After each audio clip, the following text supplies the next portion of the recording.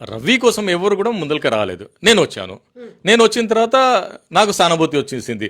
చాలా నిన్న నుంచే చూస్తున్నాను మీమ్స్, సార్ మీ గుండె ధైర్యంకి మేము గుడి కడతాం అంటున్నారు. సో అలా సార్ మీకు పాలాభిషేకం చేస్తాం. ఇంకా అయితే నేను చూస్తే అసలు నాకు ఏమంటారు కళ్ళు నీళ్ళు వచ్చింది. సార్ నా దగ్గర 5,000 ఉన్నాయి నా అకౌంట్లో, మీ అకౌంట్ నెంబర్ ఇచ్చండి నేను పంపుతాను. తెలుసా?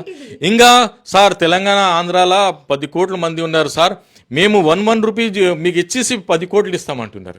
ఆయన మాకు దేవుడు, మా దేవుడు రవికి మీరు బయట తీయండి వకీల్ సాబ్, మీకు ఏమిటి పాద అభిమానులు చేస్తామని చెప్తాను. అంతే. ఎంత అసలు నేను కోడికత్తి కేసు వాదించాను, గుల్కరై కేసు వాదించాను, కానీ దాంట్లో అంతా నాకు ఎవ్వరు సోషల్ మీడియాలో అయింది అస్సలు లేదు. కానీ ఈ కేసులో మాత్రం చాలా సపోర్ట్ వచ్చేసింది.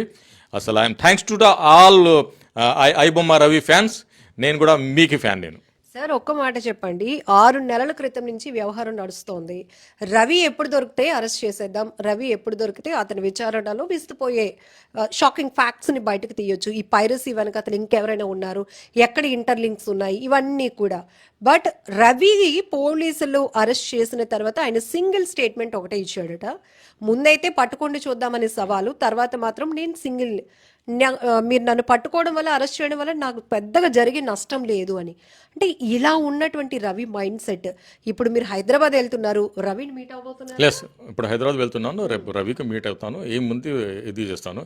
నేను కూడా వెళ్ళాను అనుకున్నాను, 2-3 డేస్ వేరే కేసులో నేను ఇక్కడ బిజీ అయ్యే వల్ల వెళ్ళలేదు, కానీ ఇప్పుడు వెళ్తున్నాను. రేపు మధ్యాహ్నం వరకు నాకు ఇది వాట్ గ్రౌండ్ రియాలిటీ నాకు తెలుసు.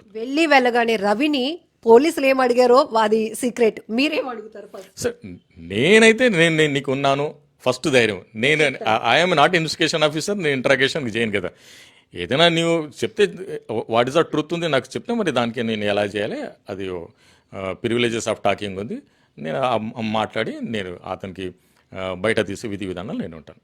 సార్ ఇప్పుడు మీరు చెప్తున్నారు రవి మీద పెట్టిన కేసులు అంత పెద్ద స్ట్రాంగెస్ట్ ఏమీ కాదు, ఈజీ బయటకు తీసుకురావచ్చు అని. బట్ పోలీసు వ్యవస్థ చెప్తున్న మాటల్లో సినీ పరిశ్రమకి కోట్లాది రూపాయలు డ్యామేజ్ చేసిన ఒక వ్యక్తిని ఇంత టార్గెట్ చేశారు అంటే ఖచ్చితంగా ఈడీ కూడా ఇన్వాల్వ్ అవుతోంది అన్నారు. మరి ఈడీ ఇన్వాల్వ్ అయితే కనుక మనం కేసు ఎట్లా మీరు చేయగలుగుతాం? సార్ ఈడీ ఇన్వాల్వ్ ఉంది, సిఐడి ఇన్వాల్వ్ ఉంది, సిబిఐ ఇన్వాల్వ్ ఉంది, ఎన్ఐఏ ఇన్వాల్వ్ ఉంది. కానీ వకీల్కి ఉన్న ప్రివిలేజ్, వకీల్కి ఉన్న ఇమ్యూనిటీ, అతనికి బెయిల్ చేయాలి, బెయిల్ నుంచి బయట తెలియదు.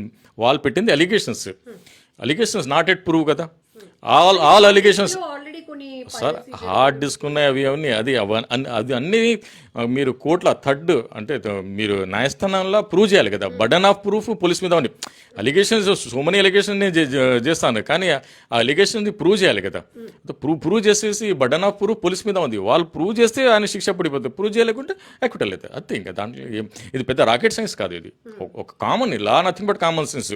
పోలీసు ఏది చెప్పారు, వాళ్ళు చెప్పింది మాటకు క్రెడిబిలిటీ ఉంది, అది వాళ్ళు ప్రూవ్ చేయాలి. ఈరోజు కూర్చొని మీరు ఏమంటారు మీడియాతో మాట్లాడుతున్నారు, అది freedom of speech. Me view మీరు పెట్టవచ్చు, నేను నా వ్యూ పెడుతున్నారు, అవును కదా. పబ్లిక్ వ్యూ పబ్లిక్ పెడుతున్నారు, అవును కదా. ఎవరికైనా చెప్పే రైట్ ఉంది సమాజంలో.